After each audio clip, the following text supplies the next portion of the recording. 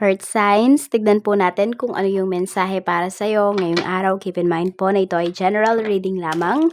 So, hindi po lahat ay makaka-relate. So, be open-minded. Sa mga hindi pa po nakasubscribe dito sa ating channel, please subscribe na po kayo. And palike na din po ng ating video. At sa mga nais naman po mag-avail ng ating private readings, ng ating Evil Eye Amulet, makikita nyo po yung link sa description box below. Tarot Intentions by Aliana Reyes. Tignan natin kung ano ba yung energy mo for today. Energy, spirit guide for today. Energy for today. Earth sign. So, we have ancestor guides. Ayan po. So, pwedeng, ano ba, may talino talaga kayong ilalabas ngayong araw na ito. Earth signs. Okay, so mas nagiging mindful kayo, what I mean. Nagiging mindful kayo sa mga scenarios, sa mga situations na kakaharapin ninyo or yung mga bagay na dapat nyo talagang harapin sa hindi ninyo dapat ng pagtuunan ng pansin. So, doon kayo mas nagiging mindful, mas nagiging wise kayo. Parang kung matitrigger ka lang naman, kung magdudulot lang to sa'yo ng sama ng loob, ilalet go mo na lang. Kesa pagtuunan mo pa ng pansin, ng atensyon at ng energy mo. Tignan natin kung ano pa yung mensahe para sa'yo.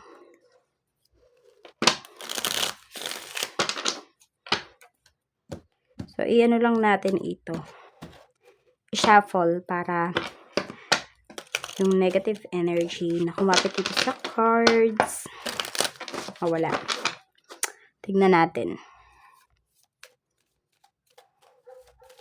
Family. So, we have number 48. Yan. So, pwedeng meron palang problem. Some of you, pwedeng meron problema sa pera pagdating sa pamilya. Yung iba naman po sa inyo, pwedeng mas nag-grow yung family fortune po ninyo. So, naalagaan talaga siya ng maayos. So, pwedeng meron dito na earth signs na di talaga kayo nakaramdam ba ng hirap. Kasi parang sinecure talaga. Or kayo, kunwari, kayo yung magulang dito. Sinecure nyo talaga yung mga anak po ninyo. Or sinecure talaga kayo ng parents ninyo. Hindi man siguro sobra kayong yaman, pero alam mo yun, hindi mo talaga naramdaman na mahirap kayo. Kunwari, ganun. O, di mo naramdaman yung hirap. Tignan natin. So, ayan, pwedeng pamana pa kasi yan sa inyo ng mga ancestors ninyo eh. Tapos naalagaan talaga ng, generations by generations. Pagdating naman po sa friends, tignan natin. Sa friends, we have number 40. So, pwedeng may ikakasal na friend mo. So, you are invited. Ngayong araw na ito. Earth signs. Ayan. Pwede rin isang kaibigan mo magdiriwang siya ng birthday. Yan. Kung naman yung isi-celebrate niya. So, included ka talaga doon sa mga salo-salo na yon. Kasi yung tao na to, pwedeng, alam mo yung mga ups and downs ng life niya. And friend mo talaga to. I mean, basta parang happy siya pag nandiyan ka, earth signs. Happy siya na i-share niya sa'yo kung ano man yung mga blessings na nare-receive niya. So, yung tao na to, kaya pa siya lalong binibless is because hindi siya talaga madamot. Okay? At genuine talaga yung pinapakita ba niya. Tingnan natin pagdating naman po sa love life. Sa love life naman, okay, so pwedeng meron dito mga byudo at byuda na. Meron naman po dito, pwedeng ka-talking stage nyo pa lang, alam nyo na ay walang kapupuntahan. So, pwedeng kinakat nyo na kaagad yung connection with that person. Meron naman dito, pwedeng kakahiwalay lang. Yan po yung pinapakita pagdating sa love life ninyo. So, yun, medyo may mga heartbroken dito. Alam nyo yung iba sa inyo, somehow, meron dito or some of you, pwedeng natanggap na ninyo na okay, natapos na yung relationship mo with this person. Okay, kasi ito, may mas better pa na paparating para sa'yo. So, ngayon kasi sabi ko nga, diba, if yung tao, yung situation, hindi nakakabuti sa'yo, nagdadala lang yan sa'yo ng stress or whatsoever, mas gugustuhin mo pa na mawala na lang yan sa life mo. Diba? Sa landas mo ba? Ganun. Kaya parang mas na-accept mo earth signs yung mga bagay-bagay Ngayon, hindi ka na katulad dati na, months ka na nai-stress, months ka na nagmumukmok, ganyan. Ngayon, iba na. 'Di ba? Okay, so nalalaman mo na, okay, ito pala yung tinuturo sa'kin, ito yung lesson sa'kin, kaya na-meet ko yung tao na 'to. Tignan natin pagdating naman po sa kaperahan. So, sa kaperahan naman, we have number 42. Okay? So, dito naman sa money mo, ang kailangan mo lang talaga dito maging direct, maging strict. Kasi, pwedeng yung iba sa inyo, earth signs, ito yung plan ninyo. Ito yung gusto nyo talagang bilhin. Or ito yung dapat nyo palang bilhin. May nakita kayo na maganda rin. Ay, ito na lang yung bibilhin ko. Tsaka ako na to bibilhin. Nagugulo yung ninyo, yung budgeting po ninyo. So, ayan, pwedeng pinaghahanapan kayo dito ng kung sino man yung tao na to. Pwedeng asawa mo kung siya yung nagbibigay ng sustento, ng finances, okay, ng pinanggagastos mo. So, pinaghahanapan yung iba sa inyo. For some of you naman, pwedeng nami-miss nyo na yung pera ninyo. Yan, may nanghiram ba? Or meron kayong mga pinagkagastusan na sa tingin nyo nga ay, teka, parang mali na ginastos ko dito yung pera ko. So, may mga pagsisisi naman yung iba sa inyo dito. Tignan natin. Ano pa yung mensahe?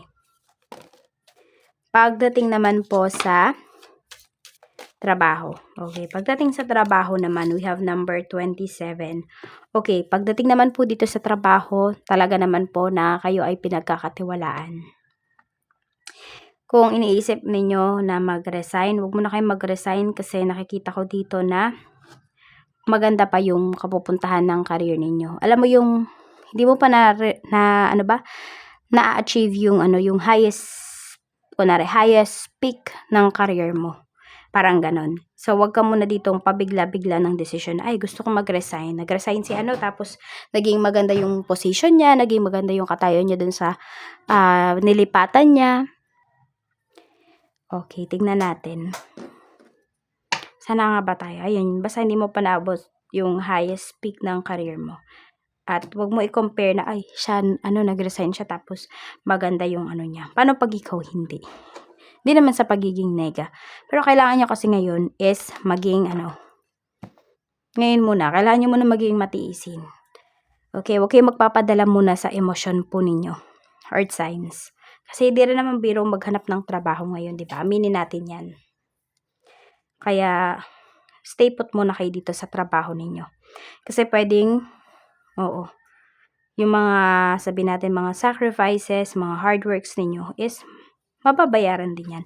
May katumbas yan, earth signs. Sa negosyo naman, sa negosyo ninyo, medyo may mga aberya dito. Pwede po na may mga delays.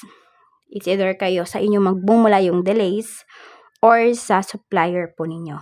Or pwede rin naman sa client ninyo kung may meetups kayo. Pwedeng late sila. Pwede rin naman hindi kumuha. So, i-sure ninyo, kung meetups yan, mas maganda kung 50% may down payment sila. Oo. Para hindi masyadong abala ba para sa inyo. Tapos, kung supplier naman, tignan ninyo, siguro pagbigyan nyo pa ng isa pa, pag na-late pa ulit, there's something wrong na. Pwedeng hinuhuli talaga kayo. Yung deliveries para sa inyo. Kaya, ayun. Hanap kayo ng ibang supplier pag ganyan. Yung tipong hindi lang siya isang beses nangyari, pwedeng sunod-sunod, ganyan. Pro aberya ba? Ganon. Okay, we have angel. So, guided ka talaga ngayong araw na ito, earth signs. Feel mo ba? Feel mo ba na parang may nakatingin sa'yo? Kahit wala naman, tumatas tuloy yung aking balahibo.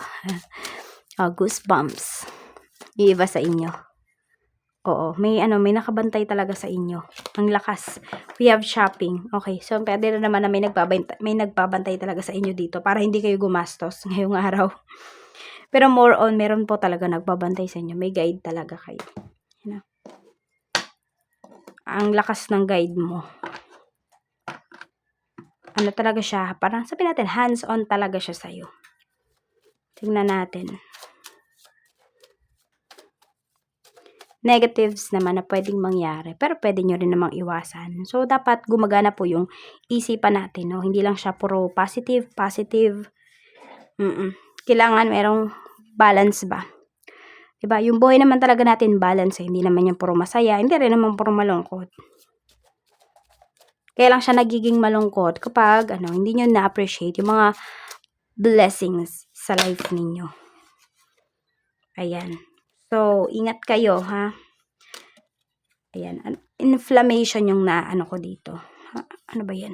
Namaga yan. Baka may mamaga sa inyo.